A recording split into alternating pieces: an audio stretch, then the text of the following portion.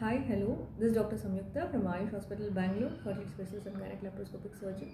ಇವತ್ತಿನ female health awareness ಪ್ರೋಗ್ರಾಮಲ್ಲಿ ತುಂಬ common problem ಅಲ್ಲ, but still it's very heart touching problem.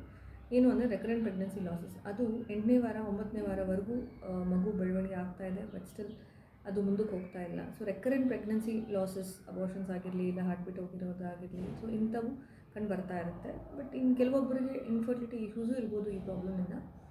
And ಕೆಲವೊಬ್ಬರಿಗೆ preterm deliveries ಆಗ್ತಾ ಇರ್ಬೋದು. ಅದು ಏನು ಕಾಸು ಅಂದರೆ ಯೂಟ್ರೈನ್ ಅನಾಮಲೀಸ್. ಯೂಟ್ರೈನ್ ಅನಾಮಲೀಸ್ ಅನ್ನೋದು ಗರ್ಭಕೋಶ ನಮ್ಮ ಯೂಟ್ರೈನ್ ಲೈಫ್ ಟೈಮಲ್ಲೇ ಕರೆಕ್ಟಾಗಿ ನಾರ್ಮಲ್ ಸ್ಟೆಪ್ಸಲ್ಲಿ ಏನೋ ಒಂದು ಏರುಪೇರು ಆಗಿ ಅದು ನಾರ್ಮಲ್ ಶೇಪಲ್ಲಿ ಬೆಳವಣಿಗೆ ಆಗದಿರೋ ಇರೋದು ಅಂದರೆ ಯೂಟ್ರೈನ್ ಅನಾಮಲೀಸ್. ಗರ್ಭಕೋಶದ ಸ್ಟ್ರಕ್ಚರಲ್ ಅನಾಮಲೀಸ್ ಅದಕ್ಕೆ ಕಾಸ್ ಆಗಿರುತ್ತೆ. ಸೊ ಈ ಥರ ರೆಕರೆಂಟ್ ಅಬೋರ್ಷನ್ಸ್ ಆಗುವಾಗ ಸುಮಾರು ಜನಕ್ಕೆ ಗೊತ್ತಿರಲ್ಲ, ಅದು ಆಗ್ತಾ ಇರೋವರೆಗೂ ಅವ್ರಿಗೆ ಗೊತ್ತಿರಲ್ಲ ಅವ್ರಿಗೆ ಏನೋ ಯೂಟ್ರೈನ್ ಅನಾಮಲಿ ಇದೆ ಅಂತ. ಆ್ಯಂಡ್ ಅವರು ಹೇಗೆ ಇದು ಸಿಮ್ಟಮ್ಸ್ ಅವ್ರಿಗೆ ಹೇಗೆ ಇರುತ್ತೆ ಅಂದರೆ ಪೀರಿಯಡ್ಸ್ ಇರ್ರೆಗ್ಯುಲಾರಿಟಿ ಇರ್ಬೋದು, ಇಲ್ಲ ಫರ್ಟಿಲಿಟಿ ಇಶ್ಯೂಸೇ ಇರ್ಬೋದು, ಇಲ್ಲ ಫರ್ಟಿಲಿಟಿ ಇಶ್ಯೂಸ್ ಇಲ್ದಿರೋ ಪ್ರೆಗ್ನೆನ್ಸಿ ಆಗ್ತಾ ಇದೆ ಬಟ್ ರೆಕರೆಂಟ್ ಪ್ರೆಗ್ನೆನ್ಸಿ ಲಾಸಸ್ ಇರ್ಬೋದು, ಅದು 7th 8th 9th ವೀಕಲ್ಲಿ ಇರ್ಬೋದು. And one more thing is preterm deliveries ಆಗ್ತಾ ಇರ್ಬೋದು, ಅರೌಂಡ್ 28-30 ವೀಕ್ಸಲ್ಲೇ ಡೆಲಿವರೀಸ್ ಆಗ್ತಾ ಇರ್ಬೋದು. ಸೊ ಈ ಯೂಟ್ರೈನ್ ಅನಾಮಲೀಸಲ್ಲಿ ಕಾಮನೆಸ್ಟ್ ಏನಂದರೆ bicornuate uterus, next septate and next comes the arcuate. ಇನ್ನೂ ಸುಮಾರು ಡಿಫ್ರೆಂಟ್ ಟೈಪ್ಸ್ ಇದೆ, ಎಪ್ಲೇಷಿಯಾ, ಎಮಾರ್ಕೇಟ್ syndromes and unicornuate uterus with blind horn, ಇಂಥವೆಲ್ಲ ಇದೆ. ಬಟ್ ಇದರಲ್ಲಿ ಕಾಮನೆಸ್ಟ್ ಏನಂದರೆ ಈ ಮೂರು ಮಾತ್ರ.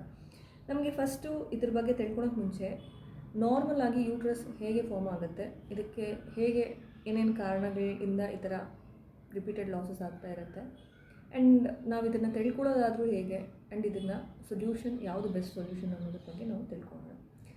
ನಮಗೆ ನಾರ್ಮಲ್ ಆಗಿ ಯೂಟ್ರಸ್ ಈ ಥರ ಪ್ಯೂರ್ ಶೇಪ್ಡ್ ಆಗಿ ಇರುತ್ತೆ. This is the pure shaped uterus and this is the fallopian tubes. So ಈ ಸ್ಟ್ರಕ್ಚರ್ ನಮಗೆ ಫಾರ್ಮ್ ಆಗೋದಕ್ಕೆ ಇಂಟ್ರಾಯೂಟ್ರಲ್ ಲೈಫಲ್ಲಿ ಅಂದರೆ ಒಂದು 2 ತಿಂಗಳು 3 ತಿಂಗಳು ಮಗು ಫಾರ್ಮ್ ಆಗ್ತಾ ಇರುತ್ತಲ್ಲ, ಆವಾಗಲೇ ನಮಗೆ ಈ ರೀತಿ 2 ಟ್ಯೂಬ್ಸು, ಇದನ್ನು ಮುಲೇರಿಯನ್ ಡಕ್ಸ್ ಅಂತ ಹೇಳ್ತೀವಿ. ಈ 2 ಟ್ಯೂಬ್ಸು ಮಧ್ಯದಲ್ಲಿ ಬಂದು ಇದು ಫ್ಯೂಸ್ ಆಗಿ ಇದು ಫ್ಯೂಷನ್ ನಡೆಯುತ್ತೆ. ಈ ಫ್ಯೂಷನ್ ನಡೆಯುವಾಗ ಕರೆಕ್ಟಾಗಿ ಫ್ಯೂಷನ್ ನಡೀಲಿಲ್ಲ ಅಂದರೆ ಅದು ಬೈಕಾರ್ನುವೇಟ್ ಯೂಟ್ರಸ್ಗೆ ದಾರಿ ತಗೊಳುತ್ತೆ. ಆ್ಯಂಡ್ ಫ್ಯೂಷನ್ ಆದಮೇಲೆ ಈ ಥರ ಸೆಪ್ಟಮ್ ಇರುತ್ತೆ ಮಧ್ಯದಲ್ಲಿ 5ನೇ ತಿಂಗಳಲ್ಲಿ, 5th ಮಂತ್ ಆಫ್ ಇಂಟ್ರಾಯೂಟ್ರಲ್ ಲೈಫಲ್ಲಿ ಈ ಸೆಪ್ಟಮನ್ನು ರಿಸಾಲ್ವ್ ಆಗುತ್ತೆ. This also will disappear. Okay, ಈ 5th ಮಂತಲ್ಲಿ ನಡೆಯೋ ಆ ರೆಸಾರ್ಪ್ಷನ್ ನಡೀಲಿಲ್ಲ ಅಂದರೆ this would remain as a septate uterus. ಈ ಸೆಪ್ಟಮ್ ಅನ್ನೋದು ಅರ್ಧಕ್ಕೆ ನಿಂತೋಗ್ಬೋದು, ಇಲ್ಲ ಕಂಪ್ಲೀಟ್ ಆಗೂ ಇರ್ಬೋದು. Based on that you tell it as a complete or partial septum. Okay, and ಇದು ಒಟ್ಟೋದ್ಮೇಲೆ ನಮಗೆ ಈ ಥರ ನಾರ್ಮಲ್ ಕ್ಯಾವಿಟಿ ಬರೋದು. ಫೈನ್. ಸೊ ನಮಗೆ ಈ ಸ್ಟೆಪ್ಸಲ್ಲಿ ಏನಾದರೂ ಏರುಪೇರಾದರೆ ನಮಗೆ ಯೂಟ್ರೈನ್ ಅನಾಮಲೀಸ್ ಬರುತ್ತೆ. ಸೊ ಇದರಲ್ಲಿ ನಮಗೆ most commonest procedure which would help us to know whether you are having uterine anomalies or not ಅಂದರೆ ಯೂಶ್ವಲಿ ಅಲ್ಟ್ರಾಸೌಂಡ್ ಮೂಲಕ not that clear idea would get. ಅಲ್ಟ್ರಾಸೌಂಡಲ್ಲೂ 3D ಅಲ್ಟ್ರಾಸೌಂಡಲ್ಲಿ would get a good idea about this uterine anomalies. And MRI one more option. And gold standard ಏನು ಅಂದರೆ hysteroscopy ಅಂದರೆ ಒಂದು ದುರ್ಬಿಣ್ಣ ಗರ್ಭಕೋಶದ ಒಳಗಡೆ ಕಳಿಸಿ ಅದನ್ನು ಒಳಗಡೆ ಸ್ಪಷ್ಟವಾಗಿ ವಿಶ್ವಲೈಸ್ ಮಾಡೋದು. ಆ್ಯಂಡ್ ಹಿಸ್ಟೋಲಾಕ್ ಮಾಡೋದ್ರಿಂದ we would see the internal cavity of the uterus also. And ಎಕ್ಸ್ಟರ್ನಲ್ಲಿ ಯೂಟ್ರೈನ್ ಕಾಂಟೂರ್ ಹೆಂಗಿರುತ್ತೆ ಅಂತಲೂ ಲ್ಯಾಪ್ರೋಸ್ಕೋಪಿ ಮೂಲಕನೂ ನೋಡ್ಕೊಂಡ್ಬಿಡ್ತೀವಿ. ಸೊ ಆಗಿರುವಾಗ it is a 100% surety like the normally is there ಅಂತ, right? So these 3 are the modalities. ಇದರಲ್ಲಿ 3 ಇರೋವಾಗ ಲೈಕ್ ಈ ಥರ if at all you know now like you are having a uterine anomaly ಅನ್ನುವಾಗ ಯಾವ ಥರ ಟ್ರೀಟ್ಮೆಂಟ್ ನಮಗೆ ಮಾಡಿಸ್ಕೊಂಡ್ರೆ ಸರಿ ಇರುತ್ತೆ ಅನ್ನೋ ವಿಚಾರಕ್ಕೆ ಬಂದರೆ, this are the 3 types which I told you the commonest one. This is the bicornuate, septate and then this is the arcuate uterus. So ಈ ಬೈಕಾರ್ನುವೇಟ್ ಯೂಟ್ರಸ್ ಇರೋರಿಗೆ any surgical procedure would not be a good fruitful thing. ಅದಕ್ಕೂ ಒಳ್ಳೆ option ಏನು ಅಂದರೆ ಆದಷ್ಟು ಪ್ರೆಗ್ನೆನ್ಸೀಸ್ನ bed rest ತೊಗೊಂಡು, ಟೊಕೊಲೈಟಿಕ್ಸ್, ಯೂಟ್ರಸ್ನ ಸ್ವಲ್ಪ ಕಾಮಾಗಿ ಕೂಲಾಗಿ ಇಟ್ಕೊಂಡು, ದೆನ್ ಡಾಕ್ಟರ್ ಕೊಡೋ ಮೆಡಿಕೇಷನ್ಸ್ನೆಲ್ಲ ತೊಗೊಂಡು, ಕೆಲವೊಬ್ಬರಿಗೆ it's not a universal rule, ಕೆಲವೊಬ್ಬರಿಗೆ ಸರ್ವಿಕಲ್ ಎನ್ಸಾಕ್ಲಾಜ್ ಅಂತ ಹಾಕ್ತಾರೆ. So putting all these together ಪ್ರೆಗ್ನೆನ್ಸೀಸ್ನ ಮುಂದಕ್ಕೆ ತೊಗೊಂಡು ಹೋದರೆ it would be a good way.